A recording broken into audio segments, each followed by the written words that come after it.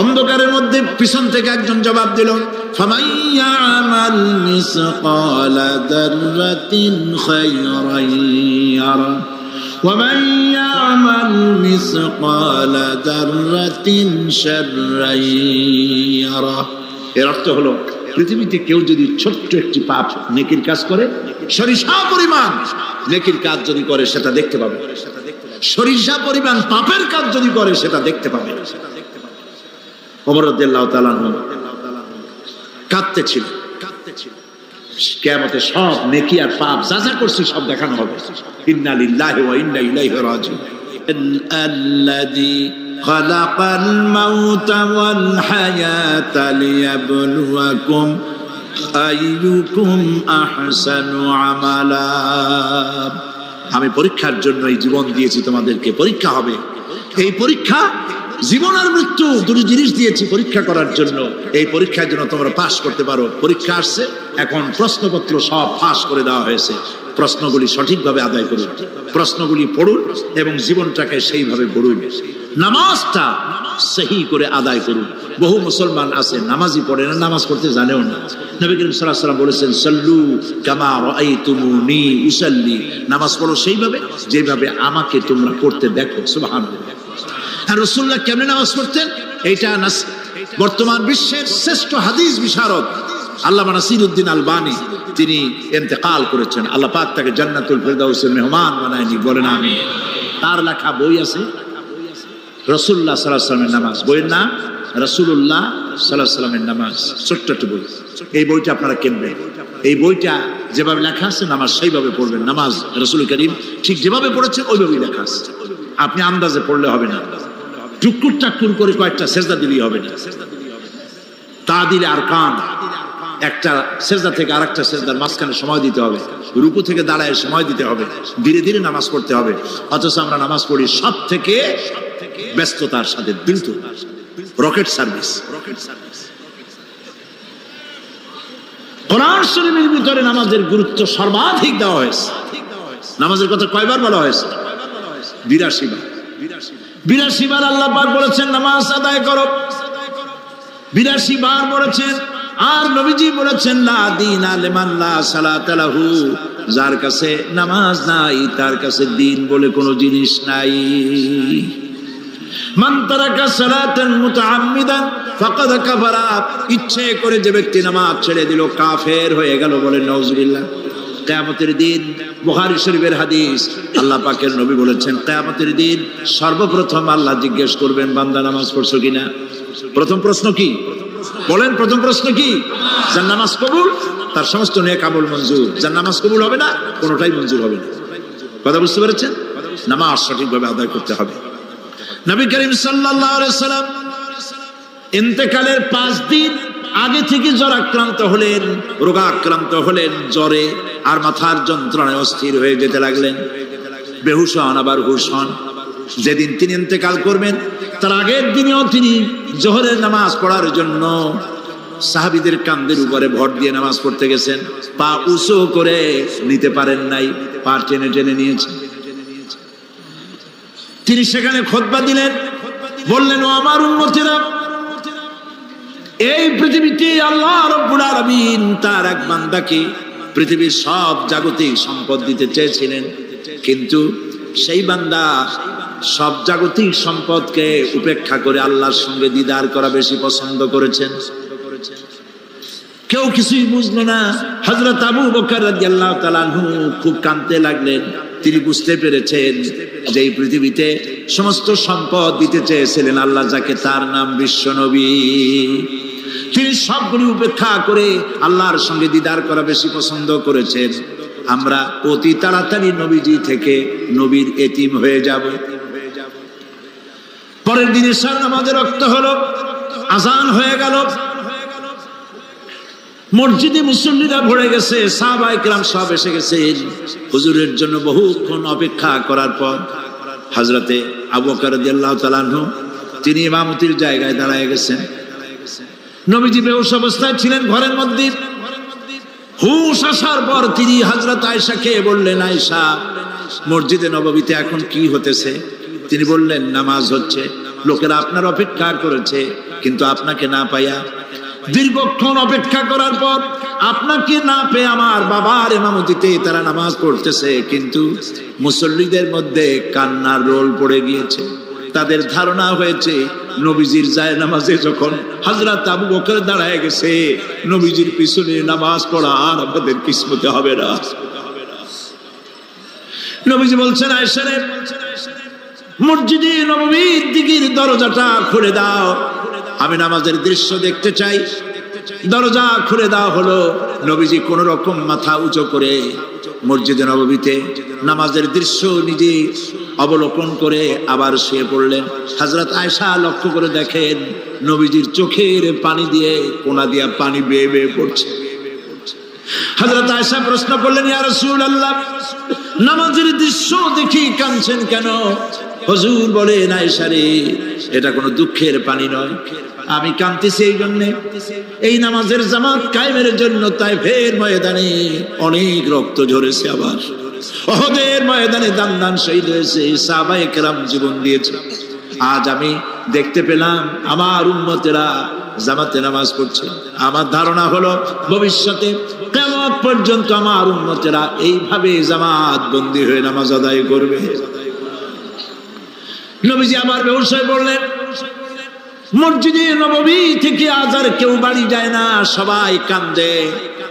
আজ রাত বোধহয় নবীজি কাটাবেন না। মেয়েরা কাঁদতেছে, সাহাবায়ে কেরাম কাঁদতেছেন, আজওয়াজে মুতাহারাত তারা কাঁদতেছে। নবীজির আবার হুঁশ হলো, তাকায় দেখেন ঘরের মধ্যে কান্নাকাটি, মসজিদে নববীতে কান্নাকাটি। সব থেকে বেশি কাঁদতেছেন মা ফাতেমা। নবীজি হযরত ফাতেমার কান্না দেখে ইশারা করলেন, কাছে আয়। হযরত ফাতেমা রাসূলের কাছে গেলেন। নবীজি কানে কানে কি যেন বললেন, কান্নাটা বন্ধ হয়ে গেল। হযরত আয়েশা জিজ্ঞেস করলেন, মা, তোমার আব্বা তোমার কানে কি বললো আর কান্না বন্ধ হয়ে গেল? হযরত ফাতেমা বলে, আম্মাজি, আমার আব্বা আমাকে বললেন, মা ফাতিমা, তোমার কান্না আমার বরদাস্ত হয় না, কেঁদো না, আমি মৃত্যুর পরে সকলের আগে তোমার সাথে আমার দেখা হয়ে যাবে। হযরত ফাতেমা বলছেন, আম্মাজি, আমি বুঝতে পেরেছি আমার আব্বার এই কথার অর্থ কি। নবীজির ইন্তেকালের পরে আত্মীয় স্বজনের মধ্যে সবার আগে আমার মৃত্যু হবে আর আমার পিতার সাথে আমি মিলিত হতে পারবো। রাত যখন শেষ হয়ে এলো, নবীজির হুঁশ হয়েছে। তাকায় দেখেন হযরত জিবরাইল দাঁড়ানো। হযরত জিবরাইল নবীজির চেহারা মোবারকের দিকে তাকায় বলেন, আসসালামু আলাইকা ইয়া রাসূলুল্লাহ। আল্লাহ আপনাকে সালাম বলেছেন, আর আল্লাহ পাক জানতে চেয়েছেন আপনার মুখে আপনি কেমন আছেন। আল্লাহ জানেন আপনার অবস্থা কি, তারপরেও আপনার মুখে শুনতে চেয়েছেন আপনি কেমন আছেন। নবীজি বলছেন, জিবরাইল, বড় কষ্টে আছি, বড়ই যন্ত্রণা, বড়ই কষ্ট। হযরত জিবরাইল বলছেন, ইয়া রাসূলুল্লাহ, আজকে এক নতুন ফেরেশতা আমি সাথে করে নিয়ে এসেছি। এই ফেরেশতা পৃথিবীর কোন নবী অথবা কোন মানুষের কাছে যাওয়ার জন্য অনুমতি চায় না। আজ আপনার কাছে অনুমতি ভিক্ষা চায় কাছে আসার জন্য। ওই ফেরেশতার নাম হচ্ছে মালাকুল মউত। হযরত মালাকুল মউত বলেন, ইয়া রাসূলুল্লাহ, এই পৃথিবীতে আদম আলাইহিস সালাম থেকে নিয়ে পর্যন্ত কোন মানুষের জান কবজের জন্য আমার অনুমতি চাওয়া লাগে নাই, আর কোনোদিন লাগবে না। আজ আমি আসার সময় আল্লাহ বলেছেন আপনার জান কবজের জন্য আমি যেন আপনার কাছে অনুমতি ভিক্ষা চাই। নবীজি বলছেন, আমি যদি অনুমতি না দেই তো কি হবে? হযরত মালাকুল মউত বলছেন, ইয়া রাসূলুল্লাহ, অনুমতি যদি না দেন আমি ফেরত চলে যাব, আমাকে সেভাবেই বলা হয়েছে। হযরত জিবরাইল বলেন, ইয়া রাসূলুল্লাহ, আল্লাহ রাব্বুল আলামিন আপনার দিদারের ইন্তজার করতেছে।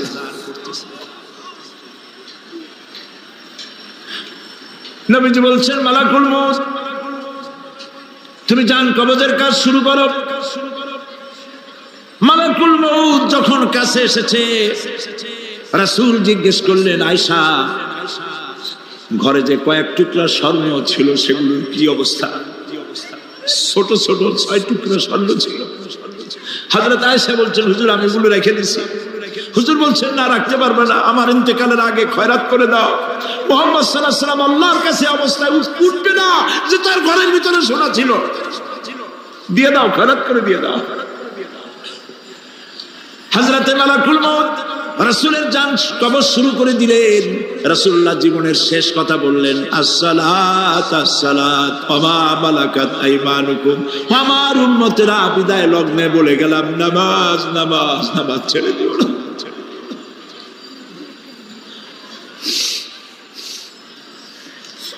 প্রিয় ভাইরা,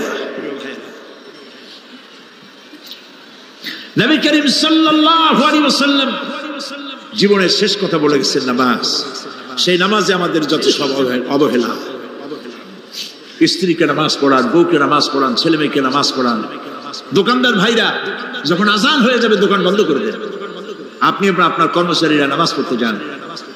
যতটুকু সময় নামাজ পড়তে গেছে এই সময় বিক্রি করলে যা লাভ হইতো এরপরে বিক্রি করলে আল্লাহ 10 গুণ বেশি বরকত দিতে পারেন। পারেন কিনা? পারেন কিনা? আল্লাহর বিশ্বাস করেন, আল্লাহ আপনার বরকত দিবে। আপনার কর্মচারী, দোকানদারে, বাড়ি ঘরে স্ত্রী পুত্র পরিজন যারা আছে সবাইকে নামাজি বানান। নামাজি বানাবার জন্য চেষ্টা করেন। নামাজ রোজা ইত্যাদি করুন। মিথ্যা বলবেন না, ওজনে কম দিবেন না, খাদ্যে ভেজাল দিবেন না, ঘুষ খাবেন না, ঘুষ দিবেন না, মানুষের উপর অত্যাচার করবেন না, কাউকে কষ্ট দিবেন না। মানুষ যেন আপনার ব্যবহারে কষ্ট না পায়। আল্লাহ পাক বলেছেন, ওয়াকুলু লিন-নাসি হুসনা, মানুষের সাথে সুন্দর সুন্দর কথা কও। নবী করিম সাল্লাল্লাহু আলাইহি ওয়াসাল্লাম বলেছেন, মানুষের সাথে যদি হাসি মুখে কথা বলো একটা সদকা দেওয়ার সমান সওয়াব হয়ে যাবে। মানুষকে ভালোবাসো, গরিবদের ভালোবাসো, তাদের অর্থ করি দাও, পয়সা করি দাও, তোমার যা আছে দিতে থাকো। কুয়ার পানি যত উঠাবে তত কুয়ার পানি ভালো থাকবে, আর পানি উঠাবেন না কুয়ার পানি পচে যাবে। এই জন্য আল্লাহর রাস্তায় পয়সা যত ইনকাম হচ্ছে খরচ করতে থাকেন, আল্লাহ পাক দিতে থাকবেন। আল্লাহ পাক বলেছেন যে সদকার মালকে আল্লাহ বৃদ্ধি করে দেন, আর দান সদকা যারা করে না, যাকাত দেয় না, তাদের মালকে আল্লাহ ধ্বংস করে দেন, হালাক করে দেন। এগুলোর দাম নাই, অশান্তি বাড়বে। বউ কথা শুনবে না, সন্তানাদি কথা শুনবে না, মামলা মোকদ্দমা, অশান্তি আর অশান্তি। আর আল্লাহর পথে থাকুন, আল্লাহ শান্তি বাড়ায় দেবেন। আমরা বলি আমিন। প্রিয় ভাই সব, আমি কিছু আলোচনা আজকে আল্লাহ পাক যা করাইছেন এগুলি যেন আল্লাহ আমারে আমল করার তৌফিক দেন। আমি মাঝে মধ্যে ভয় পাই, একদিন তো এই খবর নিশ্চয়ই হবে যে সাইদি বিদায় হয়ে গেছে। সেদিন খালি হাতে যেন আল্লাহর কাছে না যাই, আমি যেন আসামি না হই যে আমি যা বলছি মানুষকে 40 বছর একটানা যা বললাম আমি নিজে আমল করতে পারি নাই। এরকম ভিক্ষুক যেন আমি না হই, আমি যা মানুষকে বলেছি আমি যেন তা আমল করতে পারি। আমি আপনাদের কাছে দোয়া চাই। আমরা কেউ বাঁচবো না, এই যে দেখা হলো আবার দেখা নাও হইতে পারে। সেই জন্য আমরা আমাদের জীবনকে যেন তৈরি করি। আপনারা কোরআন শরীফ পড়ুন, দিন শিখুন, ঈমান শিখুন, ভালো থাকুন, ভালো হয়ে চলুন। আল্লাহ রাব্বুল আলামিন পরীক্ষার জন্য আমাদেরকে এই ময়দানে ছেড়ে দিয়েছেন। প্রশ্ন কি হবে আল্লাহ সব বলে দিয়েছেন। প্রশ্ন কি হবে? তোমার যৌবন, এ ব্যাপারে প্রশ্ন করা হবে। কোন পথে ইনকাম করেছো প্রশ্ন করা হবে। কোন পথে খরচ করেছো প্রশ্ন করা হবে। দ্বীনের ইলম যতটুকু হাসিল করেছিলে তার কতটুকু নিজে পালন করেছো, আর দ্বীনের দাওয়াত কতটুকু মানুষের কাছে পৌঁছায়ছো, প্রত্যেকটি ব্যাপারে কিয়ামতে আল্লাহর কাছে জবাব দিতে হবে। এই জন্য কবি বলছেন, আমল সে জিন্দেগি বনতি হ্যায় ये जन्नत भी व जहन्नम भी ये खाकी अपनी फितरत है ना नारी ना नूरी। মানুষের জীবন আমল দিয়ে গঠন হয়, আমল দিয়ে জীবন গড়ে। নইলে এই মাটির তৈরি দেহ জান্নাত আর জাহান্নামের কিছু দিয়ে তৈরি হয় না। আপনি ইচ্ছে করলে দেহটারে জাহান্নামের জন্য উপযোগী করতে পারেন, ইচ্ছে করলে এই দেহটাকে জান্নাতের জন্য উপযোগী করতে পারেন। এটি আপনার ইখতিয়ারে আল্লাহ দিয়েছে, আপনাকে বাধ্য করা হয় নাই যে সেজদা না দিলে ফেরেশতা এসে ঘাড়ের উপরে পিটাবে, সুদ ঘুষ জেনা করলে পরে ঠ্যাং পিটায় ভেঙে দেওয়া হবে না। আপনি বাধ্য নন। আপনি সম্মানিত জীব, আল্লাহ সম্মানিত প্রাণী আল্লাহ পাকের। সেই জন্য মানুষকে বাধ্য করা হয় নাই। অটোনমাস বডি, অটোনমি দেওয়া হয়েছে, আপনাকে স্বাধিকার দেওয়া হয়েছে। চন্দ্র সূর্যের ব্যাপারে স্বাধিকার দেওয়া হয় নাই। রাত এখন 7:35, সূর্যের বাপেরও ক্ষমতা নাই বাংলাদেশে এখন উঁকি মারে, ঠিক কিনা? সে এখন আমেরিকায় রোদ দিচ্ছে, তাপ দিচ্ছে আমেরিকা। ওকে নির্ধারণ করা হয়েছে যেভাবে সেইভাবেই করতে হবে। পানি বলেন, পাহাড় বলেন, পাখি বলেন, চন্দ্র বলেন, গ্রহ বলেন, নক্ষত্র বলেন, সব জিনিস বাই হুক অ্যান্ড ক্রুক আল্লাহর হুকুম মানতে বাধ্য। কোরআনে কারীমে আল্লাহ পাক বলেছেন, আফাগায়রা দীনিল্লাহি ইয়াবগুন ওয়া লাহু আসলামা মান ফিস সামাওয়াতি ওয়াল আরদি তাওআন ওয়া কারহা। আল্লাহর দেওয়া জীবন ব্যবস্থা ছেড়ে দিয়ে তোমরা কি অন্য কোন মতবাদ তালাশ করো? ওয়ালাহু আসলামা মান ফিস সামাওয়াতি ওয়াল আরদ, অথচ আকাশে যা আছে, জমিনে যা আছে, সব আনুগত্যের মস্তক আমার সামনে অবনত করে দিয়েছে। সুবহানাল্লাহ। মানুষকে আল্লাহ পাক ইখতিয়ার দিয়েছেন, ইচ্ছে করলে মাহফিলও আসতে পারেন, ইচ্ছে করলে সিনেমাও ঢুকতে পারবেন, অসুবিধা নেই। অসুবিধার জন্য কিয়ামত, ওখানে হিসাব হবে। এখানে আপনি সূর্য, চন্দ্র, ফেরেশতা, ফেরেশতারও কোনো মাজাল নাই, কোনো ইখতিয়ার নাই আল্লাহর হুকুমের বাইরে কিছু করে। আল্লাহ যা করতে বলেছেন তাই করতে হবে, এর বাইরে এক চুলও নড়তে পারবে না। কিন্তু মানুষেরা করতে পারে। মানুষ ইচ্ছে করলে নামাজ রোজা ছাড়তে পারে, ইচ্ছে করলে আল্লাহর অমান্য করতে পারে। এইটা তার বিচারের জায়গা না, এটা হলো পরীক্ষার জায়গা। এটা কিসের জায়গা? পরীক্ষার জায়গা। এখানে আপনি কামাই করলে ওখানে কিছু পাবেন, এখানে কামাই না করলে কিছু পাবেন না। আরো সোজা করে বলি, কোন কৃষক, যে কৃষক আষাঢ় মাসে, শ্রাবণ মাসে জমিন চাষ করে না, পৌষ মাসে তার গোলায় ধান আসবে? কথা বোঝেন নাকি বোঝেন না? পৌষ মাসে গোলায় ধান আসবে? কোনো পাগলও বলবে না যে তুমি তো চাষই করো নাই, তুমি জমিনে, তোমার জমিনের ফসল তোমার ঘরে আসবে কেন? কাজী এই দুনিয়ায় পরীক্ষা দিলে এখানে রেজাল্ট হয়, এখানে গাছ লাগাইলে এখানে ফল দেয়। কিন্তু মানুষের জন্য আল্লাহ পাক যে আমল তৈরি করেছেন, পরীক্ষা নেবেন, সেই পরীক্ষার রেজাল্ট এখানে হবে না। পরীক্ষার রেজাল্ট আউট হবে কোথায়? আখিরাত। বলেন সবাই, কোথায় হবে? পরীক্ষার রেজাল্ট আউট হবে কোথায়? আখিরাত। এখানে আপনি যা কামাই করবেন এখানে রিটার্ন দেওয়া হবে না। এখানে যা কামাই করবেন সমস্ত কামাই 700 গুণ বর্ধিত আকারে কিয়ামতে আল্লাহ আপনার হাতে ধরাই দিবেন। আল্লাহর ওয়াদা কখনো মিছে হয়? মিছে হয় রাজনৈতিক দলের নেতারা, এই জাতীয় লোকেরা যারা মঞ্চে আসে আর বলে যে এবার আমাদের ভোট দেন, আমরা ক্ষমতায় যাইতে পারলে আপনারা না খাইয়া কেউ মরবেন না। কিন্তু কি খাইয়া মরবে তাও কয় না। সেদিন শুনলাম এই যে নির্বাচন এখন একটা চলতেছে, স্লোগান, বাপ দাঁড়াইছে, ছেলে তো বলে রহিম ভাই আমার ভাই, তোমার ভাই, বাপের নাম রহিম। তারপরে শুনলাম বলতেছে বেগুন ভাইয়ের চরিত্র, আজকে নাম রাখে তো আদর করে, বেগুন, পটল, বেগুন ভাইয়ের চরিত্র ফুলের মতো পবিত্র। আমি আরেকজনের পাশে থেকে কইল যে নামাজ পড়ে না, একত্র এমনই ফুলের মতো চরিত্র। তো দুনিয়ার ময়দানে আপনি যা কামাই করবেন এখানে রেজাল্ট আউট হবে, এখানে আপনি পাবেন ফল, এখানে পাবেন। যা করবেন, এখানে গাছ লাগাবেন, ফল লাগাবেন, এখানে পাবেন। আর আল্লাহর জন্য যেটা করবেন সেটার ফল, সেটার রেজাল্ট কিয়ামতে বাইরে হবে। সুবহানাল্লাহ। এখানে পরীক্ষা দিয়ে যদি কেউ ফেল করে, ম্যাট্রিক পরীক্ষা দিয়ে ফেল করেছে, ফাজেল পরীক্ষা দিয়ে ফেল করেছে, আবার পরীক্ষা দিয়ে পাশ করার সুযোগ আছে, আবারও ফেল করেছে, আবারও পরীক্ষা দিয়ে পাশ করার সুযোগ আছে। 10 বার যদি ফেল করে আরো 10 বার পাশ, পরীক্ষা দিয়ে পাশ করার সুযোগ আছে। কিন্তু কিয়ামতের দিন আল্লাহ রাব্বুল আলামিনের জীবনের পরীক্ষায় কোনো মানুষ যদি আল্লাহর আদালতে ফেল করে বসে একবার, দ্বিতীয়বার পরীক্ষা দেওয়ার আর কোনো সুযোগ নাই। এই পৃথিবীতে যদি কেউ নিম্ন আদালতে মামলায় হেরে যায়, জজ কোর্টে করবে, যদি হেরে যায় হাইকোর্টে করবে, হেরে গেলে আপিল করবে সুপ্রিম কোর্টে, সুপ্রিম কোর্টেও যদি হেরে যায় তাহলে প্রেসিডেন্টের কাছে আপিল করবে। সুযোগ আছে কয়েকবার। কিন্তু কিয়ামতের দিন জীবনের আদালতে কোনো মানুষ যদি একবার ফেল করে বসে, জীবনের মামলায় যদি একবার হেরে যায়, দ্বিতীয়বার আপিল করার আর কোনো জায়গা নাই। সেই আখিরাতে রেজাল্ট আউট হবে। আমরা সব মরে যাব, আমরা সব কি হব? সব মরে যাব। আল্লাহ পাক আমাদেরকে উঠাবে না। মানুষকে কবরে রাখার সময় আমরা কি বলি? মিনহা খালাকনাকুম, জানেন না? পড়েন, মিনহা খালাকনাকুম ওয়া ফিহা নুঈদুকুম ওয়া মিনহা নুখরিজুকুম তারাতান উখরা।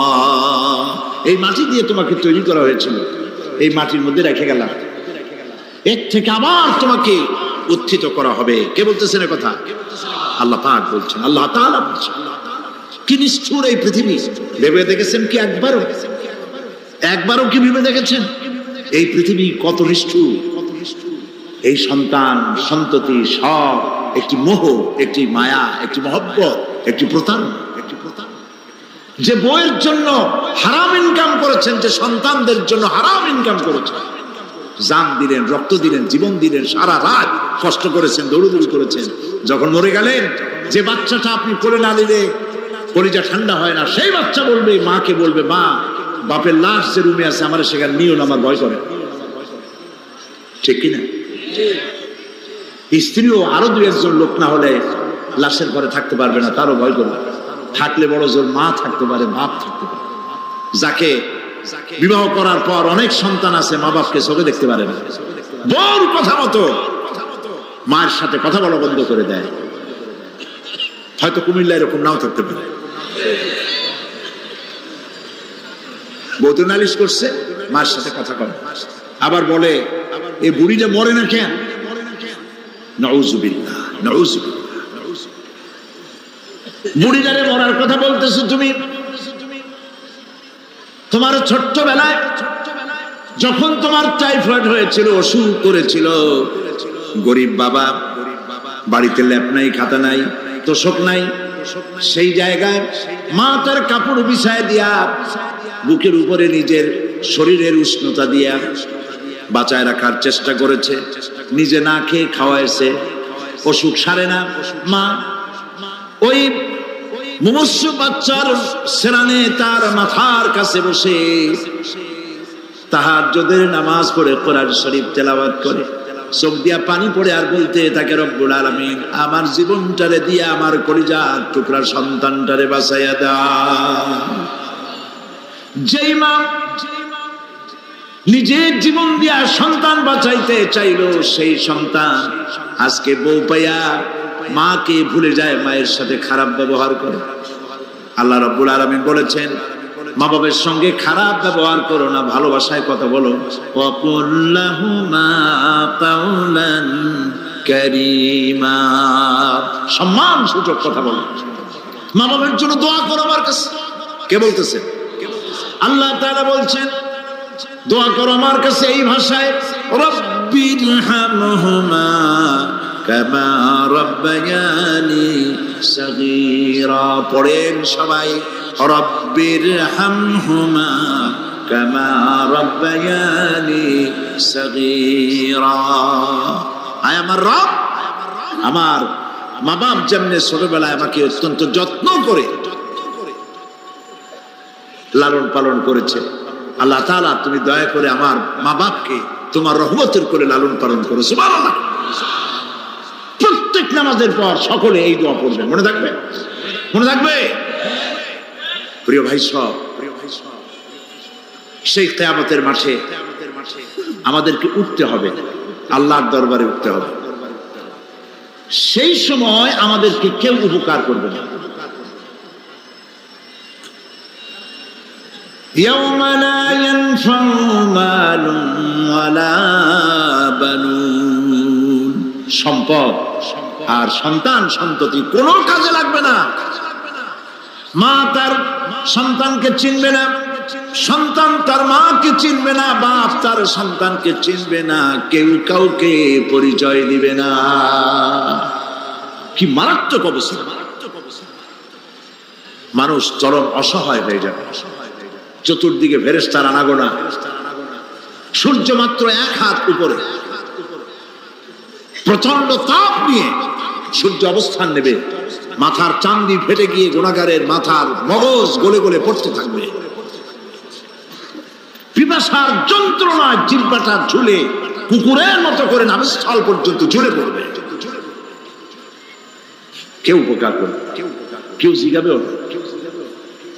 অনেক লোক আছে পীরের কাছে মুরিদ হয় আর মনে করে পীর সাহেব তারে কিয়ামতে সুপারিশ করবে।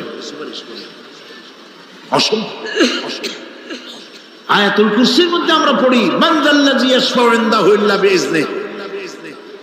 কে আছে এমন, কার হিম্মত আছে আল্লাহ পাকের বিনা অনুমতিতে কথা বলে? সুবহানাল্লাহ। কোথার পীর কোথার খাজা বাবা হারায় যাবে। ইব্রাহিম আলাইহিস সালামের মতো পয়গম্বর কি মনে করে আল্লাহর খলিল। ইব্রাহিম আলাইহিস সালাম আল্লাহর কি? আল্লাহর খলিল। আল্লাহর খলিল কিয়ামতের দিন বলবেন আল্লাহ পাক, আয় আল্লাহ তাআলা, আমার বাপের কাছে আমার একটা ওয়াদা ছিল, আমি সুপারিশ করব তার জন্য, তুমি দয়া করে আমার বাপকে জাহান্নাম থেকে ক্ষমা করো, আমি তার জন্য সুপারিশ করতেছি। আল্লাহ তাআলা বলবেন, ইব্রাহিম তোমার সুপারিশ মঞ্জুর হলো না। কথা বুঝতেছেন না? বুঝতেছেন না? ইব্রাহিম আলাইহিস সালাম যদি বাপের জন্য সুপারিশ করতে না পারে, ইব্রাহিম আলাইহিস সালাম তিনি যদি তার বাপের জন্য সুপারিশ করিয়া যদি ব্যর্থ হন, আপনার পিসাব কোন কামে লাগবে চিন্তা করেন। নবী করিম সাল্লাল্লাহু আলাইহি ওয়াসাল্লামকে প্রশ্ন করা হয়েছে, হে রাসূল আপনার আব্বা আম্মার অবস্থা কি হবে? কথা কি শোনেন নাকি? আপনার আব্বা আম্মার অবস্থা কি হবে? নবী করিম সাল্লাল্লাহু আলাইহি ওয়াসাল্লাম বলেছেন, আমি আমার আব্বা আম্মার কোন উপকারে আসব না। ইন্না লিল্লাহি ওয়া ইন্না ইলাইহি রাজিউন। তাহলে কোন সাহসে মনে করতেছেন কোন পীর কোন একটা বিদেশ থেকে দেশের থেকে একটা নাজিল হলো আর ওইটার পিছনে পিছনে দৌড়াবেন, সে আপনারা নাজাত দেবে, তার পায়ে চুমা খাবেন? এই পায়ে হাত দিয়ে কদম বুঝি করা বাদ দেন। টাকা ইনকাম করার জন্য মানুষকে ভুল পথে পরিচালিত করছে অনেক পীর। আছেন এমন? খালি মানুষে টাকা দেয়, জামায় অনেক পকেট, খালি টাকা নেয় সমানে ঢুকাইতে দেখে চতুর্দিক দিয়ে। বাইরে বোঝার উপায় নাই, কিন্তু অনেক পীর আছে এমন ঢাকা শহরে বড় বড় মার্কেটের মালিক, আমি জানি বড় বড় মার্কেটের মালিক, বিরাট ব্যবসায়ী, জামা পরিষ্কার করে না 2 মাসে। মানুষকে দেখাবার জন্য গামছাটা নাকের কাছে ধরে ফট ফট করে আওয়াজ করে, মনে হয় যেন কাঁদতেছে। আর্টিফিশিয়াল তাসান্নুস, হাবিজাবি জিকির শিখা, লা ইলাহা কতক্ষণ, ইল্লাল্লাহ কতক্ষণ, আল্লাহ আল্লাহ কতক্ষণ। কোথায় পাইছো ইল্লাল্লাহ? ইল্লাল্লাহ কিসের জিকির? ইল্লাল্লাহ মানে কি? আল্লাহ ছাড়া, আল্লাহ ছাড়া, আল্লাহ ছাড়া, আল্লাহ ছাড়া কি? কাজী রাসূলুল্লাহ যা করেন এগুলি বেদাত। এই সব পীরের পাশে যাবেন না, মনে থাকবে।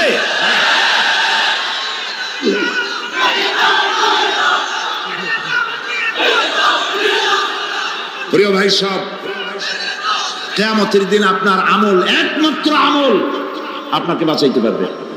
এই কোরআন শরীফে আল্লাহ পাক বলেছেন, ইয়া আইয়ুহাল্লাযীনা আমানু আবতাগু ইলাইহিল ওয়াসিলা, হে বিশ্বাসীরা ওসিলা ধরো। ধুরন্ধর এক শ্রেণীর লোকেরা এর অর্থ করেছে পীর ধরো। দুনিয়ার কোন তাফসীর, যত মুফাসসির পৃথিবীতে জন্মগ্রহণ করেছেন, কোন মুফাসসির এটা বলেন নাই আবতাগু ইলাইহিল ওসিলার মানে হলো পীর ধরো। বরং সমস্ত তাফসীর মুহাক্কিকিন বলেছেন আবতাগু ইলাইহিল ওসিলা আয় আমলে সালেহ, নেক আমলের ওসিলা ধরো। সুবহানাল্লাহ, নেক আমলের ওসিলা ধরো। প্রিয় ভাই সব, ধান্দাবাজি ছাড়তে হবে। কিয়ামতের দিন মানুষ একেবারে অসহায় হয়ে যাবে, কেউ সাহায্য করবে না। সেই দিন প্রশ্নগুলি, প্রশ্নপত্র সামনে আসবে, আমলনামাগুলি বেঈমানের পিছন দিক থেকে বাম হাতে আসবে আর ইমানদারের সামনে থেকে ডান হাতে আসবে। আমলনামা হাতে পাওয়ার সঙ্গে সঙ্গে বেঈমান বুঝে ফেলবে তার জায়গা কোথায়। কলিজা তখন গলার কাছে চলে আসবে। সত্য ছিল একসাথে। মনে করেন এই মাহফিলের মধ্যে, মনে করেন এখানে সন্ত্রাসী আছে, খুনি আছে, ওয়ান্টেড, মোস্ট ওয়ান্টেড আসামির মধ্যে আছে, ধরা যাচ্ছে না।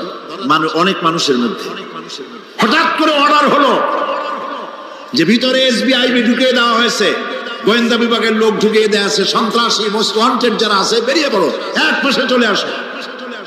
তখন অবস্থাটা কি হবে তাদের? মজা লাগবে? পায়ের রক্ত মাথায় উঠে যাবে, চোখ দিয়ে রক্ত পড়া শুরু করবে। সমস্ত মানুষ একসাথে ছিল হাসরের ময়দানে, হঠাৎ করে অর্ডার হয়ে যাবে, অন্তাজুল ইয়াউমা আইয়ুহাল মুজরিমুন, হে অপরাধীর দলেরা আলাদা হয়ে যাও। ইন্না লিল্লাহ, আলাদা হয়ে যাও। সমস্ত মানুষ সেখানে খালি পায়ে উঠবে, কারো পায়ে জুতা নাই, স্যান্ডেল নেই, পরনে কোনো কাপড় নাই, গায়ে কোনো কাপড় নাই, মাথায় কোনো আবরণ নাই। হযরত আয়েশা সিদ্দিকা রাদিয়াল্লাহু তাআলা আনহা, তিনি নবী করিম সাল্লাল্লাহু আলাইহি ওয়াসাল্লামের কাছে কিয়ামতের এই বর্ণনা শুনে কাঁদতেছিলেন আর বলতেছিলেন, হে আল্লাহর রাসূল, কিয়ামতে সকলকে ভাবে উঠতে হবে, এমনকি আমাকেও? হুজুর বললেন, প্রত্যেকটি মানুষকেই উলঙ্গিনী হয়ে উঠতে হবে। তিনি প্রশ্ন করলেন, তখন কি শরম হবে না? নবী করিম সাল্লাল্লাহু আলাইহি ওয়াসাল্লাম বলছেন, জাহান্নামের ভয়তে কেউ কারো দিকে তাকাবার সুযোগ পাবে না, সব উপরের দিকে তাকায় থাকবে আর বলবে, আল্লাহ আমারে বাঁচাও, আল্লাহ আমারে রক্ষা করো। সমস্ত নবীরা, সমস্ত নবী আদম আলাইহিস সালাম থেকে শুরু করে ঈসা আলাইহিস সালাম পর্যন্ত সব নবী বলবেন, নফসি নফসি, আল্লাহ আমারে বাঁচাও, আমাকে রক্ষা করো। কোথায় যাবে আপনার পিসাব? একমাত্র ব্যক্তি, একমাত্র ব্যক্তি বিশ্ব নবী মুহাম্মদুর রাসূলুল্লাহ সাল্লাল্লাহু আলাইহি ওয়াসাল্লাম। মানুষেরা হয়রান হয়ে যাবে, আদম আলাইহিস সালামের কাছে যাবে, আবাল বাশার, আপনি প্রথম মানুষ, আমরা বিপদে শেষ হয়ে গেছি, 50,000 বছর দাঁড়ায় আছি। কয় বছর দাঁড়ায় থাকতে হবে? কোথায় আছে? এই কোরআন শরীফ, 50,000 সানা মিম্মা তাউদ্দুন। এই পৃথিবীতে গণনা করলে 12 মাসে 1 বছর, 12 বছরে 1 যুগ, এরকম করে করে 50,000 বছর পৃথিবীতে গুনলে যত বড় লম্বা হয়, বিচারের দিনটা এত বড় লম্বা হবে। সবাই বলবে, আদম আলাইহিস সালাম আমাদের জন্য একটু আল্লাহকে সুপারিশ করুন যেন তিনি আমাদের বিচারটা তাড়াতাড়ি করে দেন। তিনি বলবেন, আমার পক্ষে সম্ভব না, আল্লাহর সামনে দাঁড়িয়ে কথা বলার আমার কোনো সাহস নাই, আমি পারবো না। নূহ আলাইহিস সালামের কাছে যাও, নূহ আলাইহিস সালাম বলবেন, আমি পারবো না। মুসা আলাইহিস সালামের কাছে যাও, তিনি বলবেন, আমি পারবো না। ইব্রাহিম আলাইহিস সালামের কাছে, একজন আরেকজনের কাছে পাঠাবে। সর্বশেষ ঈসা আলাইহিস সালামের কাছে লোকেরা আসবে, হাসরবাসী। ঈসা আলাইহিস সালাম বলবেন, আমি তো পারবোই না, কারণ পৃথিবীর শত শত কোটি নাসারারা আমাকে আল্লাহর ছেলে বলছে, অথচ আমি তাদের তা বলতে বলিনি। আমি নিজের ব্যাপারেই আজকে শঙ্কিত, আমারে তারা আল্লাহর ছেলে বলছে। আল্লাহ আজকে আমার সাথে কি ব্যবহার করবেন আমি তো জানি না, আমি নিজেই বিপদে আছি।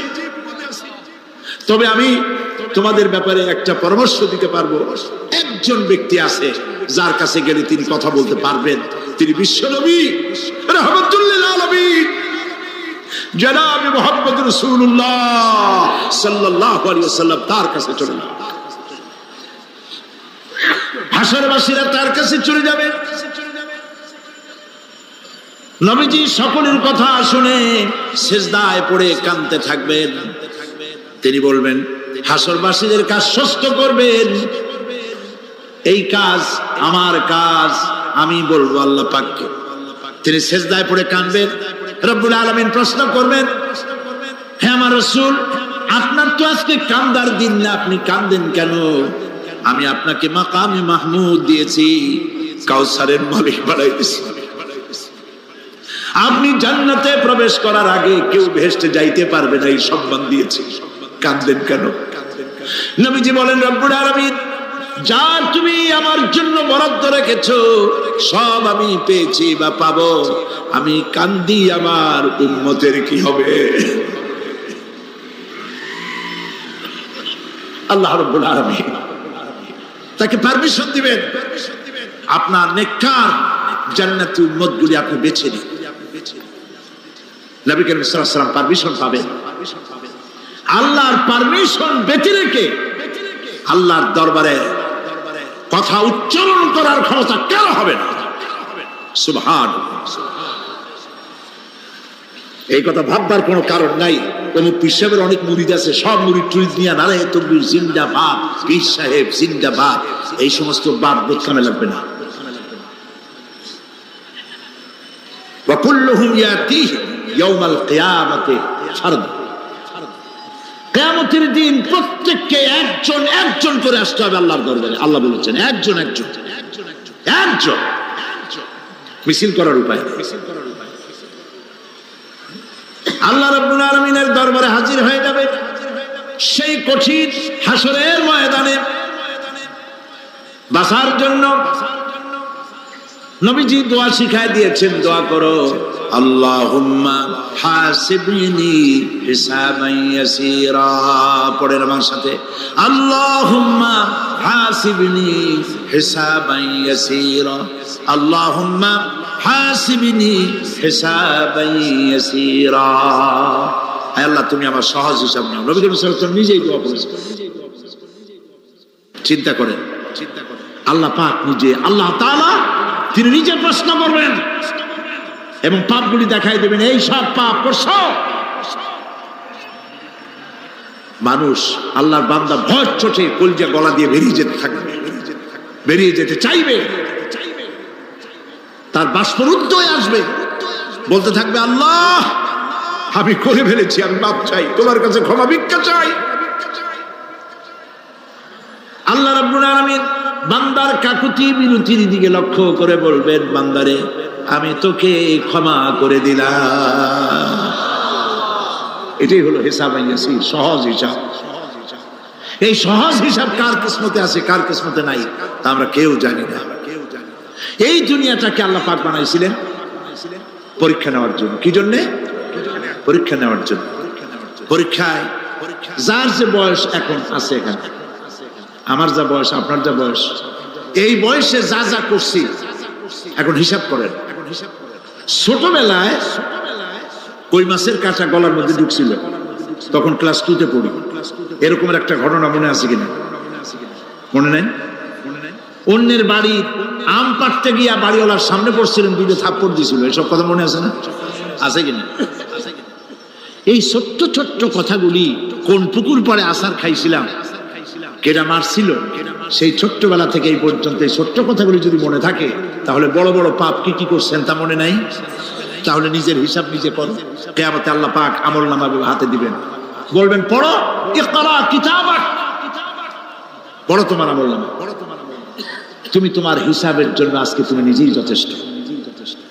পড়ে দেখো কি করছো। ইন্না লিল্লাহি ওয়া ইন্না ইলাইহি রাজিউন। হযরত ওমর ফারুক রাদিয়াল্লাহু তাআলা আনহু,